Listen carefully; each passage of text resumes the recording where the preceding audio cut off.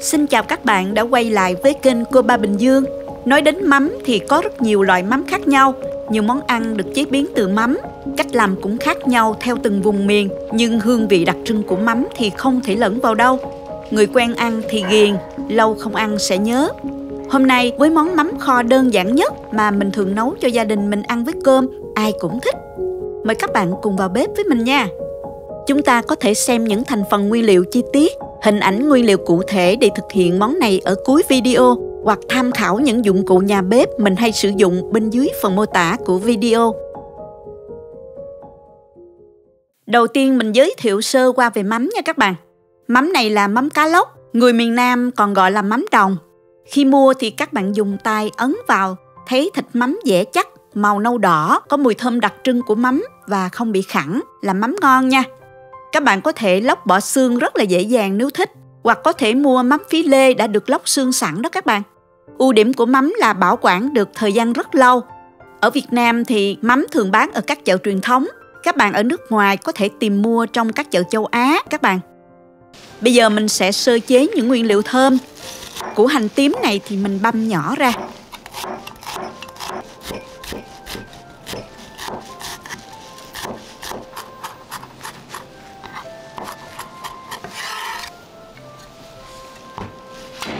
Hai tép tỏi này mình cũng băm nhỏ ra luôn ha. Còn 3 tép này thì mình cắt đôi.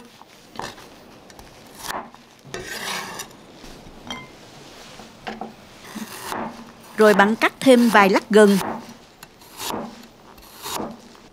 Băm nhỏ 2 lát. 3 lát còn lại này một chút nữa mình kho chung với mắm nha. Hành lá thì mình cắt khúc cái phần đầu hành. Phần lá hành thì mình cắt nhỏ nha các bạn. Cắt nhỏ hoặc là cắt khúc cũng được. Thêm 2 tép xả nhỏ, mình cắt khoanh, lấy phần non nha các bạn.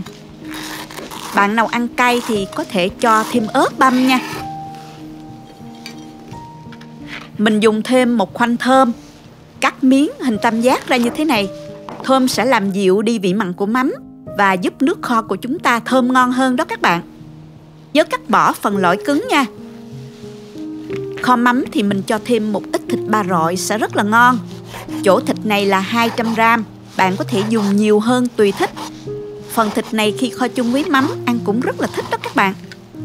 Mình xắt mỏng cỡ 5 đến 6 ly là vừa ha.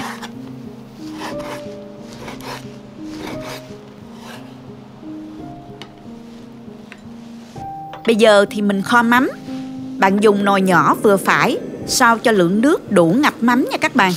Mình cho hết thịt ba rọi vào, xào săn và thịt sẽ từ từ ra mỡ nha.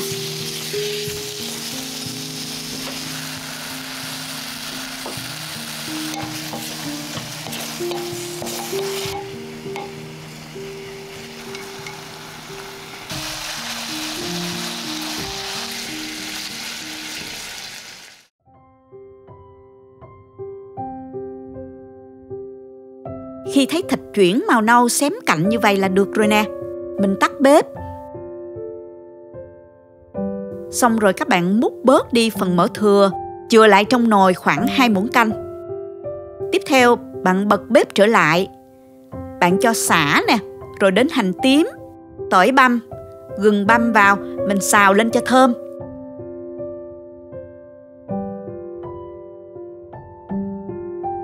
Sau đó cho phần mắm vào nè. Chiên sơ để phần mắm mình săn lại và thơm hơn. Lưu ý là các bạn không nên chiên quá lâu, mắm sẽ dễ cháy và bị nát nha các bạn.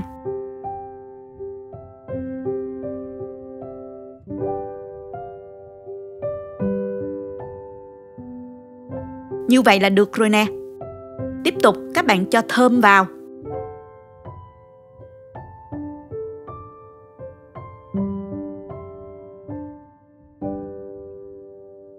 Rồi đến thịt ba rọi.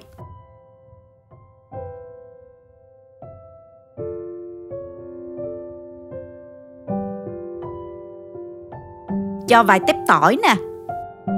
Và ớt vào luôn. Gừng. Sau đó thì mình cho vào 250ml nước dừa tươi.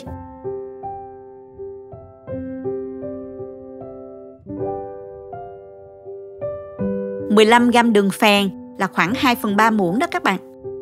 Lưu ý là bạn không có nước dừa thì có thể dùng nước lọc cũng được, nhưng phải tăng lượng đường lên nha. Và cũng tùy theo độ mặn của mắm mà các bạn nên nêm nếm cho phù hợp với khẩu vị gia đình các bạn nhé. Khi thấy nước sôi thì các bạn hớt sơ bọt, xong rồi hạ lửa thật nhỏ và đậy nắp lại.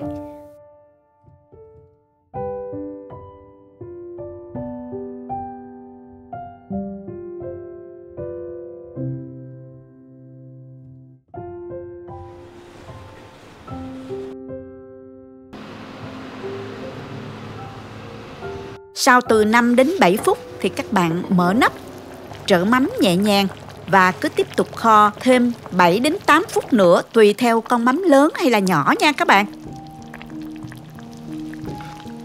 Chút ve.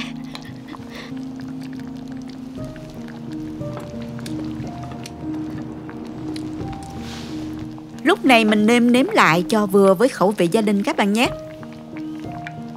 Mình thêm nửa muỗng cà phê bột ngọt cho điều vị.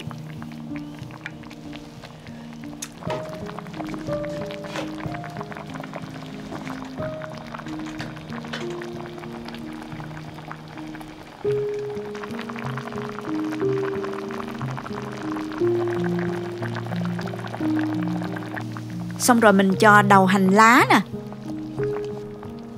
Tắt bếp và mình rắc thêm lá hành, tiêu nữa cho thơm.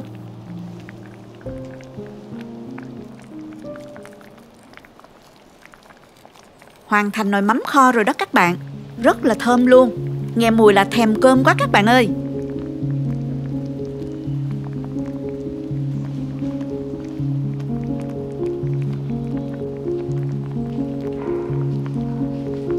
Mình dùng cơm thôi nha các bạn.